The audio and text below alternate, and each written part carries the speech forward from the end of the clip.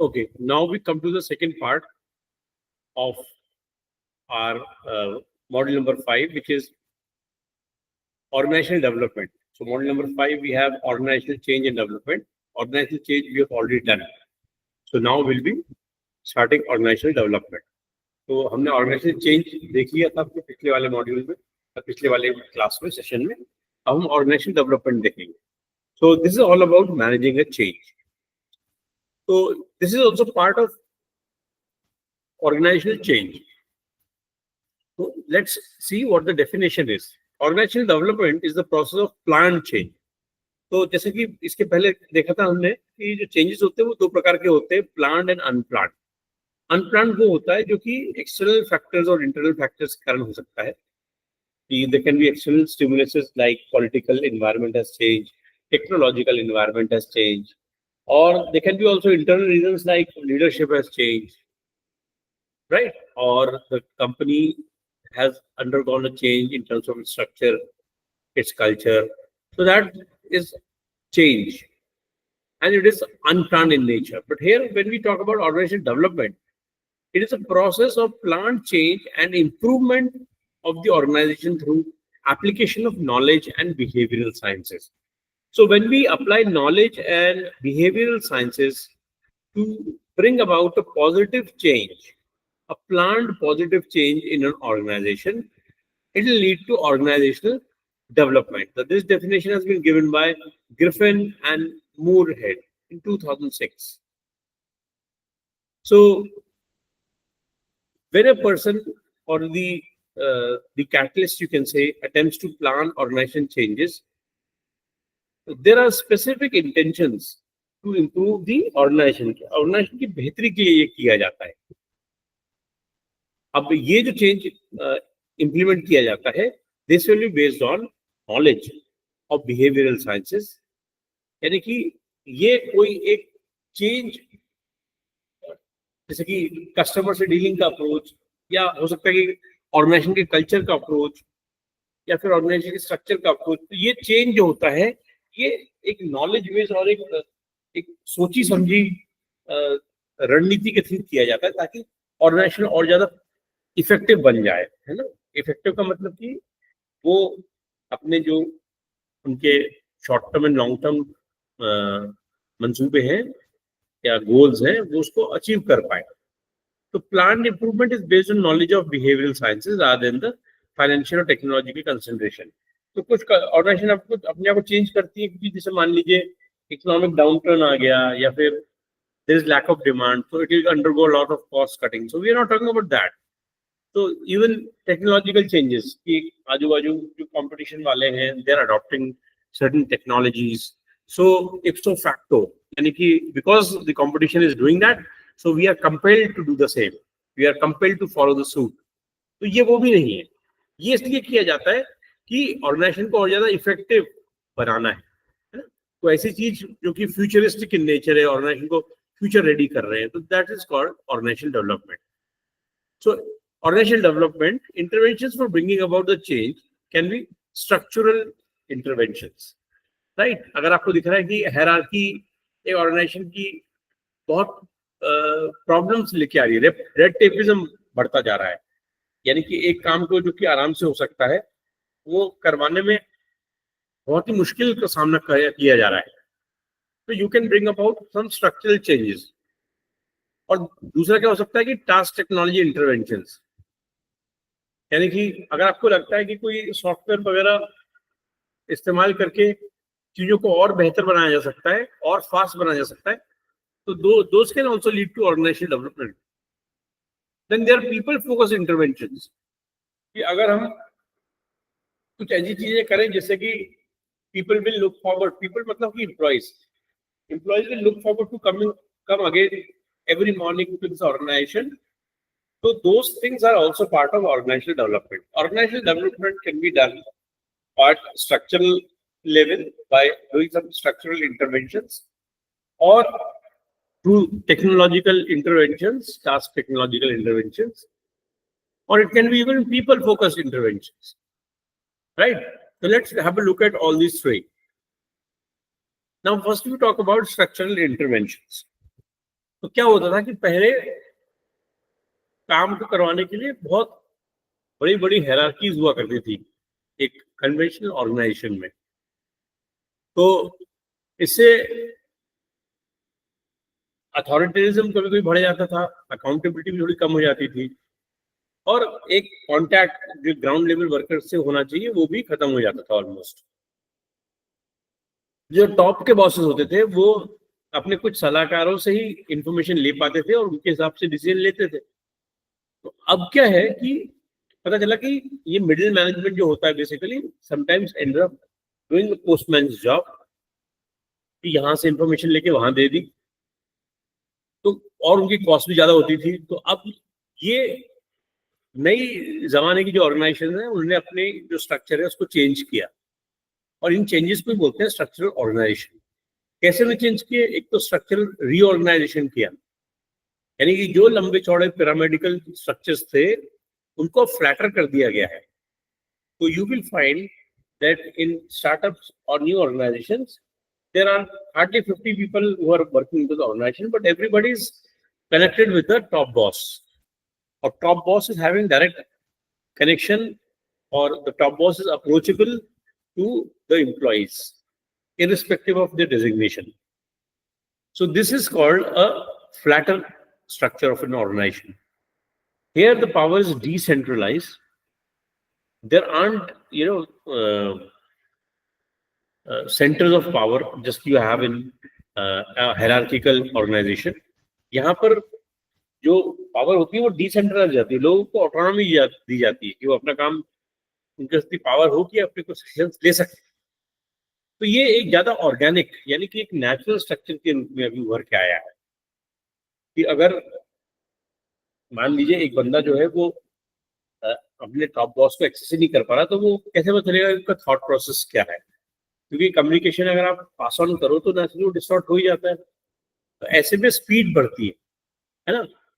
तो एक तो ये स्ट्रक्चरल रिऑर्गेनाइजेशन किया, इससे क्या हुआ?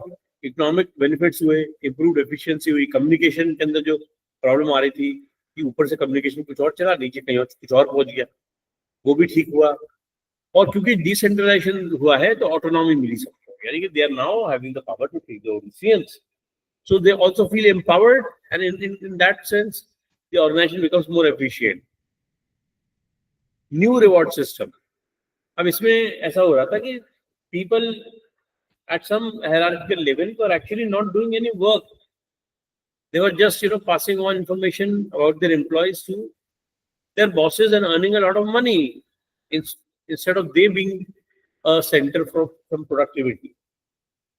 तो अब एक नया तरह का रिवॉर्ड सिस्टम इंट्रोड्यूस किया गया है में, जो कि पे फॉर परफॉर्मेंस है ना। If somebody is doing outstanding performance, then the person gets outstanding economic rewards, and they also get it in group. So if a task is assigned to them in a group, they will be rewarded as a group, right? Changing organization culture.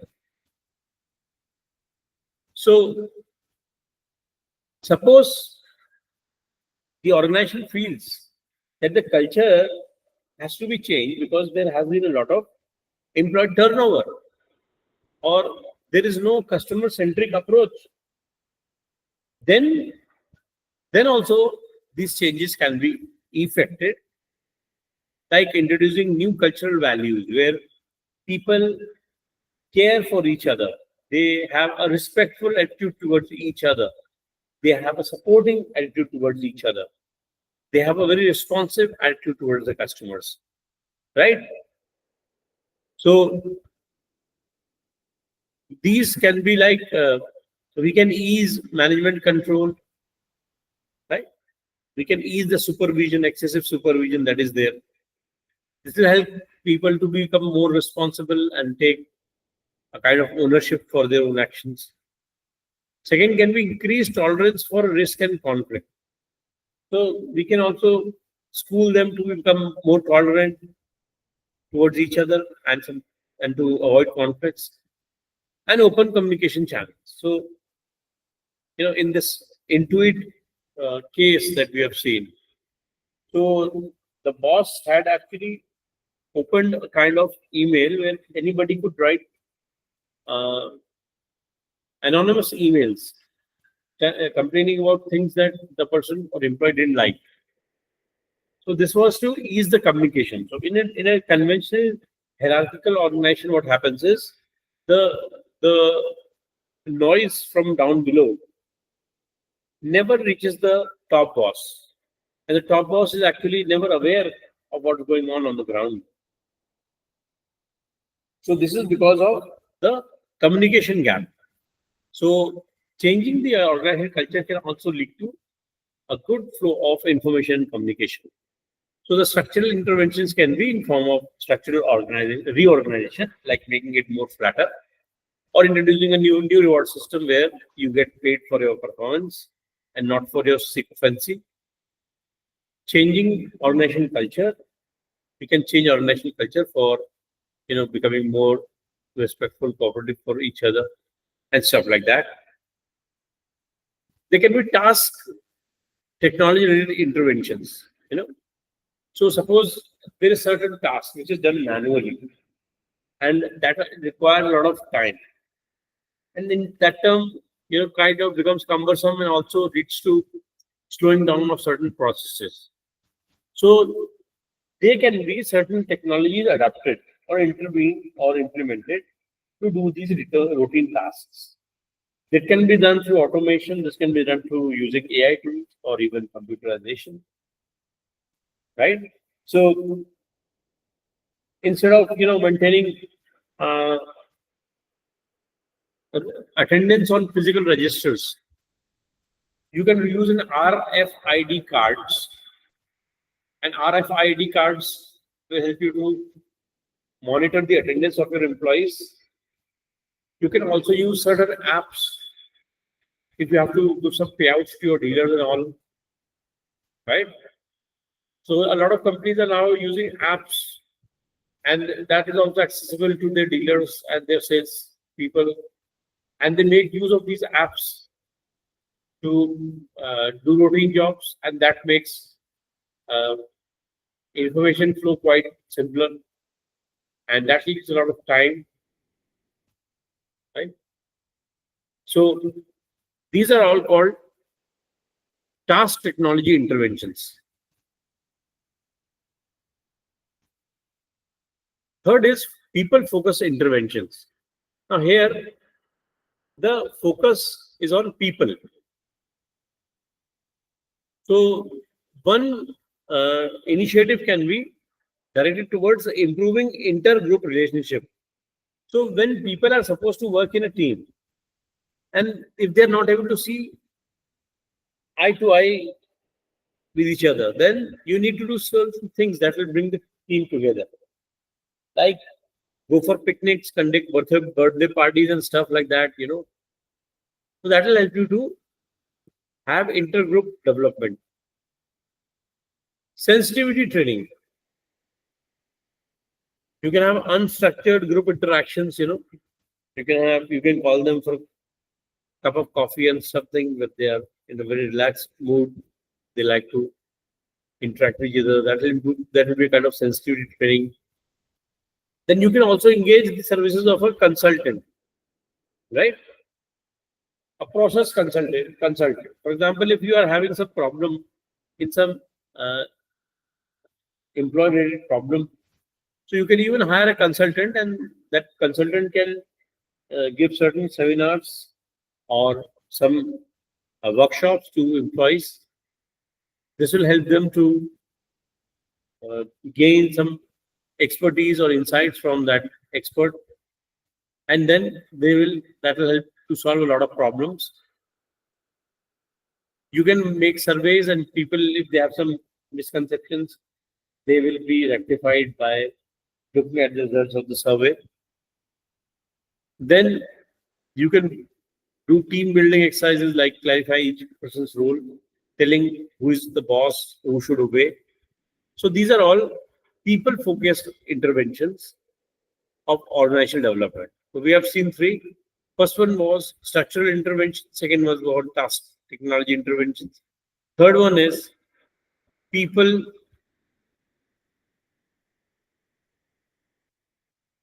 people focused interventions, which includes intergroup development, team building, sensitivity training, process consultation, and survey feedback. Now, there are certain contemporary issues to organizational change. First is that now the organization's management believes that innovations and ideas should come from within the organization or the employees working for them. Now, since these employees are more connected to the ground, any suggestions or ideas that comes from them will be highly valuable, right? So they have kind of created an environment where the employee becomes more innovative.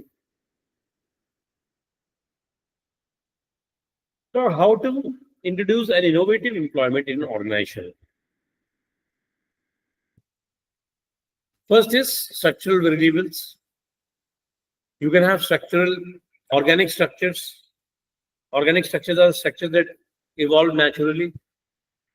You can have changed managerial tenures. So you will see differences in management styles, and there can be a lot of cross learnings from each other. Slack resources, inter-unit communication. So these are the structural variables that can be done for stimulating innovation. Cultural variables encourage experimentation.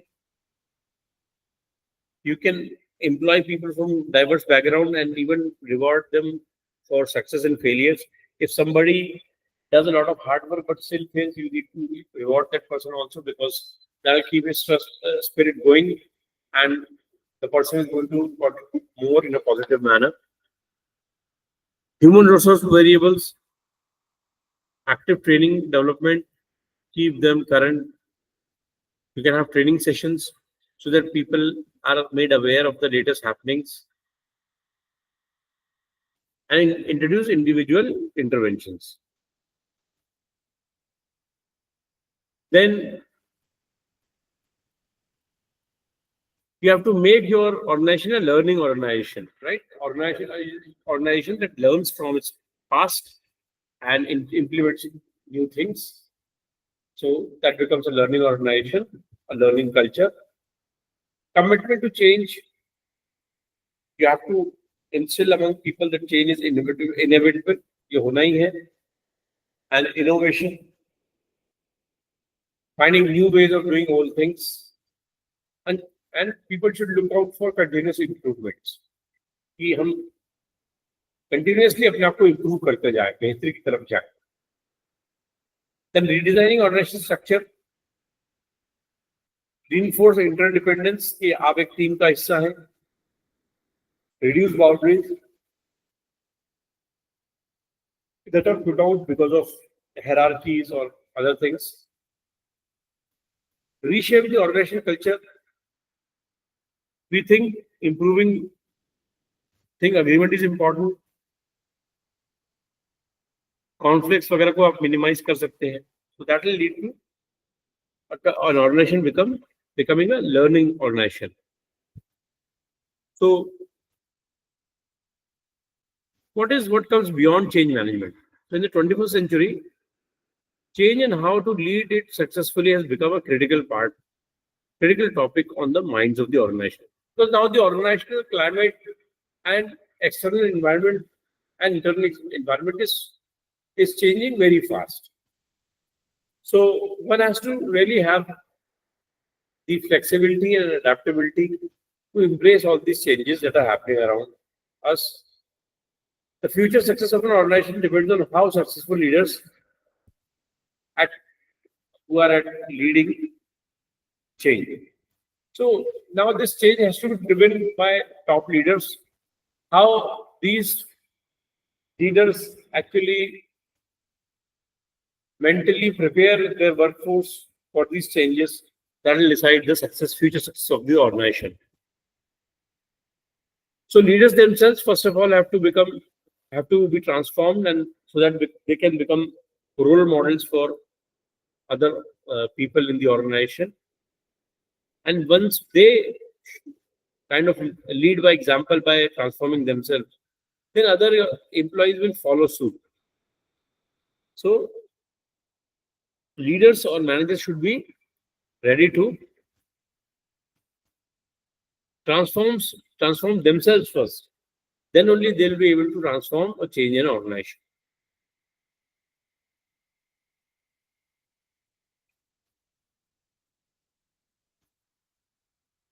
So now the marketplace and the dynamic nature of marketplace and consumer behavior requires a leadership that is adaptable to change.